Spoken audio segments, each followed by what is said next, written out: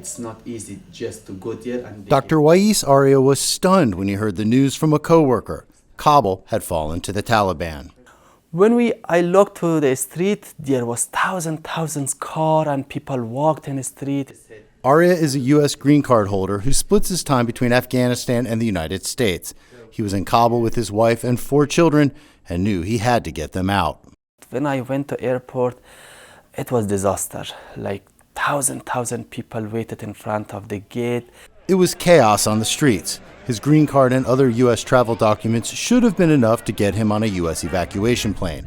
But those same documents would also make him a target. Knowing the Taliban wouldn't search women, he gave the documents to his wife. Wife to hide and everything on under his clothes in order that if someone asked me, I don't have anything. For 4 straight days, they tried to gain access to the airport. I have bitten by Taliban in front of my children. Children scream by rope, by gun.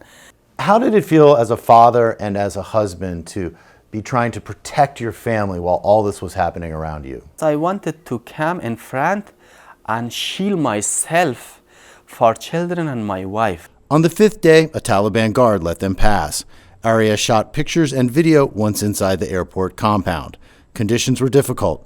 Little water, no food, constant fear. It flashed back in my mind.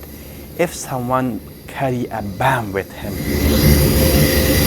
because no one checked the luggage. After waiting more than 10 hours, they boarded a massive U.S. cargo plane, jammed together with hundreds of others, and took off, stopping first in Doha, then in Germany, and finally at Dulles Airport outside Washington. His immediate family is safe, but back in Kabul, his extended family and friends may be targeted by the Taliban for their work with Westerners. The Taliban is promising a more tolerant form of government, but Aria is skeptical. War is very easy, especially for Taliban, but it is super hard to provide a good education for people, provide good livelihood for people, and run the government in a good way. What's your reaction to the U.S. decision to withdraw from Afghanistan and how that was carried out? They just come to 0 point and left the country on 0 point. I mean, they come to Afghanistan while there was a Taliban authority, and just they left the country the time when there is a Taliban authority. But he holds out hope that at least some things have changed. The Afghanistan people is not the people they were 20 years ago or 2 decades ago.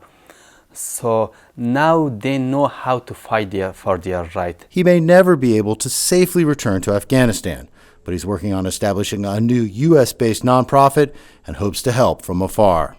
If I see there is any way that I could contribute my education, my skills, my capacity with that country, I will do that. Hoping the bright future he sees for his own family can be shared by those who remain in Afghanistan.